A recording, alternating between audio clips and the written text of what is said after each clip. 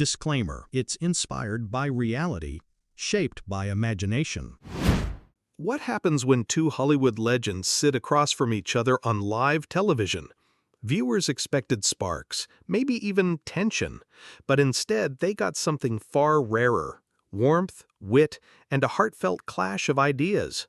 When Julia Roberts joined The View to promote her latest project, the audience didn't know Harrison Ford would surprise everyone by showing up as a guest, too.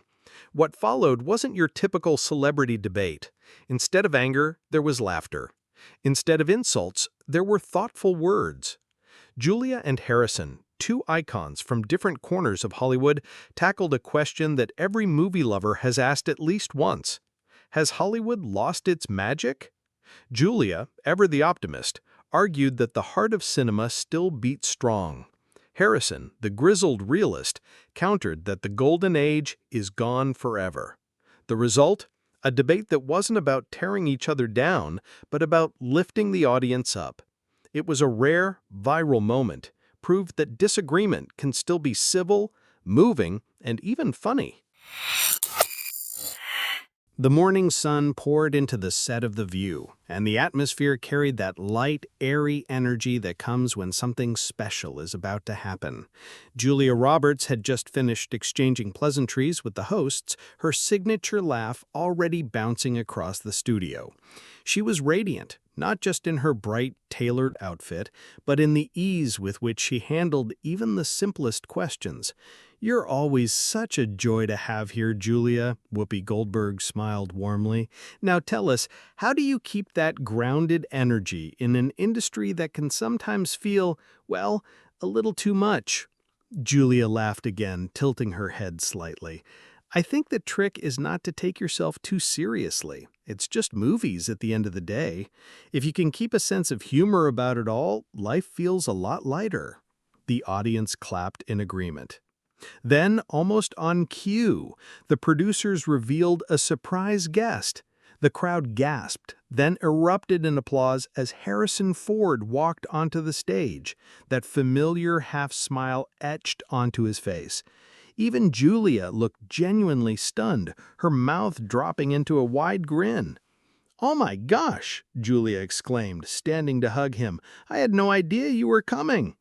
Harrison gave his usual gruff chuckle, adjusting his blazer with that effortless cool he's carried since the days of Indiana Jones.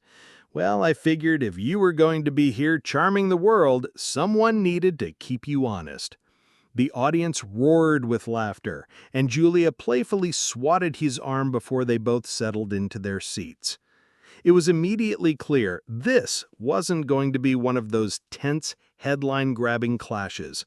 This was going to be something else, a warm, spirited back and forth between two people who respected each other deeply, but didn't always see eye to eye. Joy Behar leaned in with a mischievous grin. Okay, since we've got two Hollywood icons here at the same time, let's settle something once and for all. Julia says the magic of Hollywood is still alive and well. Harrison," she paused for effect, "you're not so convinced, are you?" Harrison exhaled, leaning back with his trademark squint. "Look, I love what I do. I love storytelling. But I think the golden age of Hollywood, the era where movies really meant something, where they defined culture, that's behind us. Today it's about algorithms, box office numbers, and franchises that never seem to end." Julia, still smiling but with a spark of energy in her voice, leaned forward. "I don't know, Harrison. I think there's still so much heart in filmmaking. Maybe it doesn't always come from the big blockbusters, but look at the smaller films, the passion projects. People are still telling incredible human stories. That hasn't gone away." The crowd clapped, sensing the friendly tension beginning to form. Harrison nodded slowly, not dismissive, but skeptical. "Sure. But how many people are actually seeing those films? How many are going to the theater anymore for that kind of experience? When I started, going to the movies was an event. It brought people together. Now, people scroll through 10 different streaming options and can't decide what to watch. It's not the same." Julia's eyes softened, but her voice carried conviction. Maybe the way people watch has changed, but the why hasn't. Stories still connect us. People still cry, laugh, and escape into movies, even if they're doing it on their couches. I think that magic adapts. It doesn't disappear. Whoopi raised her eyebrows. Wow, okay, we've got a real debate brewing here.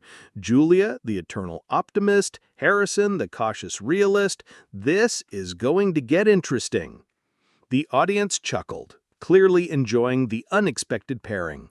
What struck viewers wasn't hostility, it was the chemistry between two legends who didn't have to prove anything, yet still felt compelled to defend their visions of Hollywood. Julia's warmth played perfectly against Harrison's rugged skepticism. As the segment moved forward, the tension wasn't heavy, it was playful. Julia would tease Harrison when he got too serious, and Harrison would throw in his dry one-liners that kept the audience howling. At one point, Julia quipped, "You just missed the days when you could wear a fedora and crack a whip and the whole world thought you were the coolest guy alive." Harrison smirked, pausing long enough for the audience to laugh. "You say that like those days are over." The crowd erupted, and Julia clapped her hands together, shaking her head. It was the kind of exchange that made people remember why they loved seeing actors outside of their movies. Unscripted, genuine human moments. And yet beneath the laughter, there was something real forming. The stakes weren't personal, but they were cultural. Julia was standing firm on the idea that cinema's soul was alive, while Harrison hinted at its decline. What began as a warm reunion was already shaping into a larger conversation, one that touched on nostalgia, progress, and what Hollywood meant to the people watching at home. The stage was set. The smiles were still there, but the questions hung heavier in the air. Had Hollywood's golden days slipped away forever? Or was Julia right, that magic never dies, it just evolves? The laughter still lingered in the studio air, but soon the smiles started giving way to something deeper. Joy Behar, sensing the spark between Julia and Harrison, leaned forward with a grin that spelled mischief. "All right, let's stir this pot a little," Joy said. "Harrison, you've said before in interviews that you think the younger generation of actors and even the audiences don't care about movies the way they used to. Care to elaborate on that?" The crowd leaned in. Harrison exhaled through his nose, that trademark slow, thoughtful pause before dropping a line that could slice through the room. "Sure, look, I don't mean to sound like the grumpy old man yelling at clouds, but back when Julia and I were starting out, people cared about the craft. They cared about the art of cinema. Today, too many people are chasing likes, followers, and quick fame. And audiences? They've been conditioned to want things fast, easy, and disposable. Movies used to last in the culture. Now, most of them don't even last past the weekend." There was a murmur in the crowd. Julia leaned back, arms folded, eyebrows arched in that way that showed she wasn't going to let that one slide. "Harrison," she began, her voice warm but firm, "I think you're underestimating people. Yes, the world has changed. Attention spans are shorter, sure. But if audiences didn't care about movies, why would people still line up for hours to see films that speak to them? Why would they cry over characters, laugh at comedies, or come out of a theater inspired to change something in their lives? That doesn't sound disposable to me." The audience clapped, and Julia turned slightly toward them with that magnetic, reassuring smile. But Harrison wasn't finished. He leaned forward now, elbows on his knees, eyes narrowing just a touch, not in anger, but in conviction. "Julia, I know you respect you. But come on, you and I both know the business is run differently now. It's not about telling human stories. It's about sequels, superheroes, and whatever test audiences say works. How many movies today actually take risks the way they used to?" Julia tilted her head, her tone sharpening with passion. "And yet, In between those big blockbusters, you still see films breaking through. Everything, everywhere, all at once. A completely wild, original story that swept the Oscars. Indie films still win festivals. Stories about people, real, messy, complicated people, still resonate. The business may chase trends, but the soul of filmmaking, that still beats strong. The audience broke into applause, some even cheering. Harrison gave a small, wry smile, almost amused at her fire, but he shook his head. Yeah, but Julia, for every one of those films, there are 20 forgotten by Monday. And let's be honest, half the kids in the audience today are watching clips of movies on TikTok instead of the whole thing. That's not the same as when movies brought people into theaters in droves. That communal magic is gone.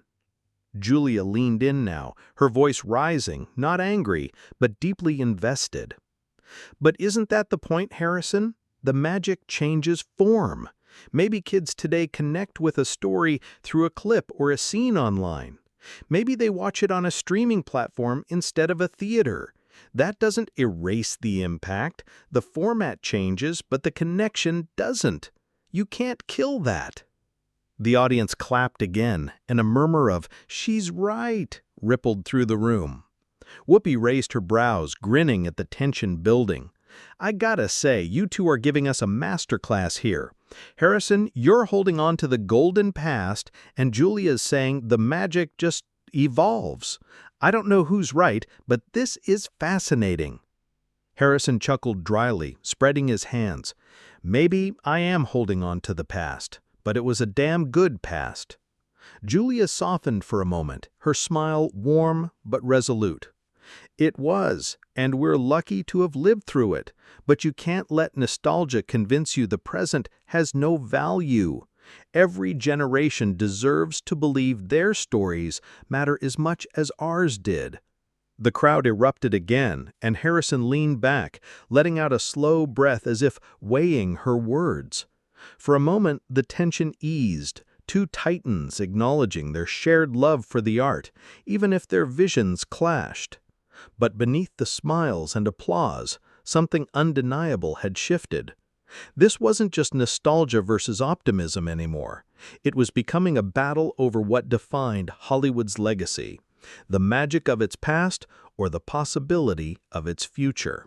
And neither Julia Roberts nor Harrison Ford looked ready to give ground. The debate had reached a simmer, the kind that makes a studio audience lean forward in their seats and hosts exchange quick glances behind their cue cards. It was still civil, still respectful, but everyone sensed that one more push, one more spark, could ignite something raw and unforgettable. Sunny Hostin, always the one to cut to the heart of an issue, leaned toward Julia and asked, "Julia, you've said that movies still change lives. But can you share an example where you saw that happen? Something that proves the magic is still alive?" Julia inhaled deeply, her smile softening into something more vulnerable. Her eyes glistened just a little, and the audience hushed in anticipation. "Absolutely," she said quietly. "A few years ago, a woman came up to me at a grocery store. She must have been in her 50s. She told me that when she was going through her divorce, she felt completely alone. But she watched Eat, Pray, Love over and over again, and it gave her the courage to rebuild her life. She said the movie saved her, not because it had fancy effects or broke records at the box office, but because it made her feel seen at a time when she felt invisible." The crowd responded with a wave of awes and applause. Julia's voice grew steadier, more impassioned. "And that's what movies still do, Harrison. They give people hope. They remind us we're not alone. That doesn't fade with time or technology or whatever TikTok is doing this week. That's timeless." Harrison's jaw flexed slightly. He didn't dismiss her words. How could he? But he wasn't about to surrender either. He leaned closer to his mic, his tone deeper, gruffer, almost weighed down by the years. "Julia, I don't deny that. I've had those moments too. People have told me The Fugitive gave them strength when they felt powerless, or Star Wars made them believe in something bigger than themselves. I know movies can touch people's lives, but my fear, my frustration, is that we're losing the collective experience that made those stories larger than life. Back then, millions of people would sit in a dark theater together, strangers breathing in sync, gasping at the same moments. That was unity. That was magic. And I don't see that anymore. The room grew quiet, the weight of Harrison's words pressing down like gravity. For the first time, his frustration revealed something deeper, not just nostalgia, but grief. Julia's expression softened, her fire tempered by empathy. She tilted her head, studying him the way only someone with decades of shared history could. "I hear you, Harrison. I really do," she said gently. "But maybe the magic isn't gone. It's just different. Think about it. Kids today will remember sitting on the couch with their parents, streaming a film on a Friday night. They'll remember crying or laughing with the people they love most. That's still communal. It's still bonding. Just because it doesn't happen in a theater doesn't mean it's less real." The audience clapped again, though more softly this time, as if they too were caught in the emotional tug-of-war between past and present. Harrison looked down for a moment, almost as though he were chewing on her words. Then he lifted his head, his eyes unexpectedly vulnerable. "You know what I miss, Julia?" he said, his voice quieter now. "I miss looking out at a packed theater and feeling that energy hit you like a wave. I miss seeing people stay in their seats as the credits rolled, not because of a post-credit scene, but because they didn't want the story to end. I'm not angry at what we have now. I'm just mourning what we lost." The audience went silent. For a moment, even the cameras seemed to hesitate, catching the flicker of sadness in a man who had lived through the very peak of Hollywood's golden era. Julia reached across the table, her hand brushing against his arm. It wasn't scripted, wasn't rehearsed, it was a human moment. "Then maybe that's the challenge for us," she said softly, "to make sure stories are still powerful enough to create that magic wherever people are watching." The audience broke into thunderous applause, some even standing. Harrison gave a small nod, his lips pressed into a half-smile, as if conceding not defeat, but acknowledgement. In that instant, the debate wasn't just about movies anymore. It was about memory, loss, change, and resilience. Two legends weren't just sparring over cinema, they were speaking for every generation that wonders if the world they loved is fading or simply transforming into something new.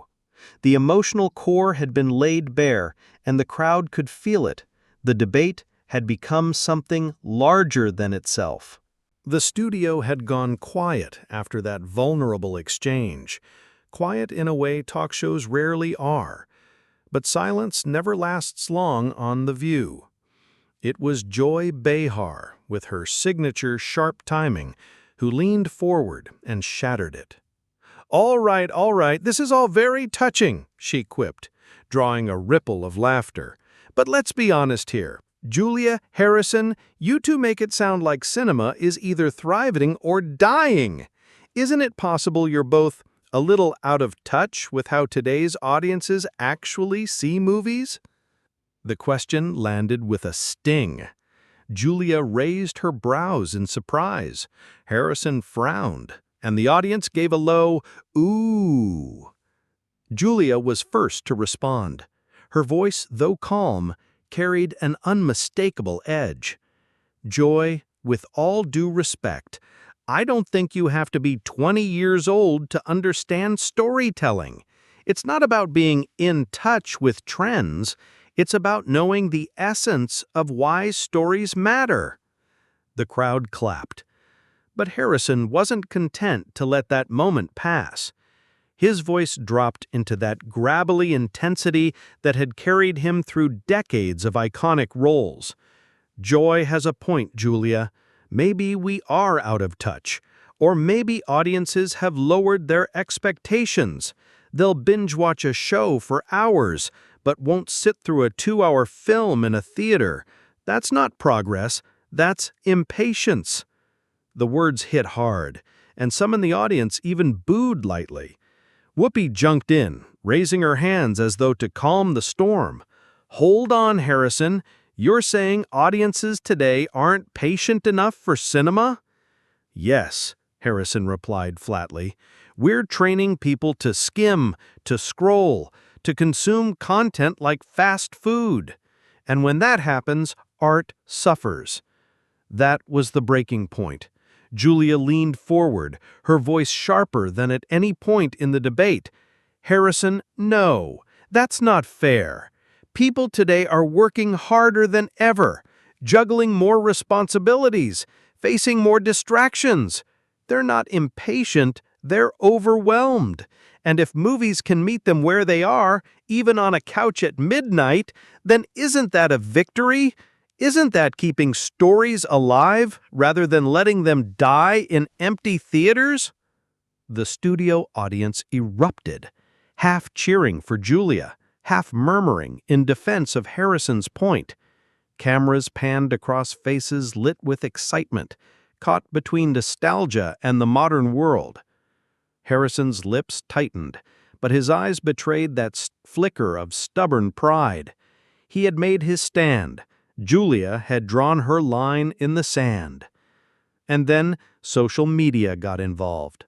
Within minutes, Twitter and Instagram lit up with clips from the debate.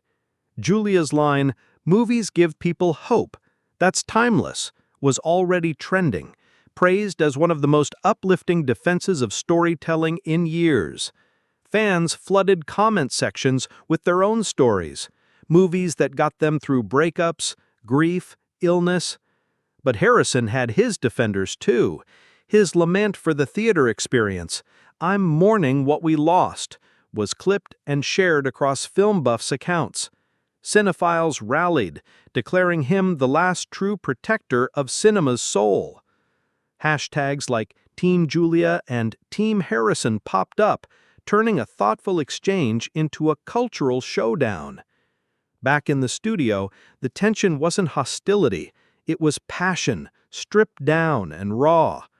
Julia leaned back, shaking her head with a faint laugh as if to release the pressure. Harrison adjusted his mic, visibly wrestling with his thoughts. Whoopi finally cut in, her voice carrying that signature blend of humor and gravity. "Well, I'll say this much. You two just had the most passionate conversation about movies I've heard in years." And judging by the audience reaction, she gestured to the roaring crowd, people clearly still care. The audience exploded in applause, the energy almost cathartic after the intensity of the exchange. Some even stood, cheering for both Julia and Harrison as if they had just witnessed a heavyweight boxing match, but with words and emotions instead of punches. The debate had broken open something deeper than either side had planned. It wasn't just Julia versus Harrison anymore. It was everyone in the room, and everyone watching at home asking themselves what movies truly meant in their lives, and whether the magic was fading or evolving. And in that moment, The View became more than a talk show. It became the stage for a cultural reckoning, one that would live far beyond a single episode. As the studio lights dimmed into their softer, closing glow, the whirlwind of clapping and cheering finally settled. The audience had lived through the roller coaster right alongside Julia Roberts and Harrison Ford. And now it was time to breathe. Julia leaned back in her chair, her smile returning, though her eyes still glistened with the weight of the discussion. She glanced at Harrison, who was adjusting his microphone with that trademark mix of seriousness and quiet mischief. "You know, Harrison," Julia said gently, her voice carrying the kind of warmth that disarms, "we may never fully agree on this, but I think what today proves is that movies, stories, still make people feel. And if they didn't matter, none of us would be here right now arguing about them. The audience clapped, this time not with frenzy, but with the slower rhythm of agreement. Harrison nodded, his furrowed brow softening. "You're right," he admitted. "Maybe I've been hanging on too tightly to what used to be. Maybe I've been too nostalgic. But it's only because I've seen what cinema can do when an audience is there, together. That experience, it's sacred to me. Losing that feels like losing a part of myself." Julia's expression softened even more. She leaned slightly toward him, her tone both empathetic and firm. "And I respect that. I loved the theater experience too. But stories can live in more than one form. They're not bound to a building or a projector. They live in us. And as long as they keep finding people, they'll never die." The crowd erupted again, this time not divided, but united in their applause. It was Whoopi who brought the moment full circle. Her voice cut through the applause with a steady calm. "You know, what we just witnessed here wasn't just a debate. It was proof of why movies matter in the first place. They make us laugh. They make us cry. They make us fight for what we believe. That's art. That's connection." Harrison, perhaps sensing the weight of the moment, let out a rare smile. Small, but genuine. "You're right, Whoopi. Julia's right too. The truth is, whether it's on a big screen, a little screen, or even just in someone's memory, a good story will always find its way." Julia chuckled, brushing a strand of hair from her face. "Well, I'll take that as a win. I finally got Harrison Ford to admit I was right. Sort of." The audience burst into laughter, easing the tension with joy. Even Harrison let out a low chuckle, shaking his head as though conceding defeat to an old friend rather than an opponent. As the cameras panned over the studio audience, faces were bright with the afterglow of something rare. Not just entertainment, but a real human conversation. Something that reminded them of the bigger picture. And outside the studio, the ripple effect only grew stronger. Clips of Julia and Harrison's final exchange went viral, shared across platforms with captions like, "This is why stories matter," and "Cinema isn't dead, it's evolving." Articles poured in, not just from entertainment blogs, but from cultural critics, academics, even everyday fans who felt compelled to weigh in. Was Harrison right to mourn the decline of theaters? Was Julia right to champion accessibility and evolution? Or was the truth, as many began to argue, somewhere in the middle? The debate outlived the episode, but so did the respect.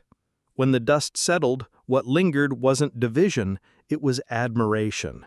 Julia Roberts and Harrison Ford had reminded the world of something simple yet profound.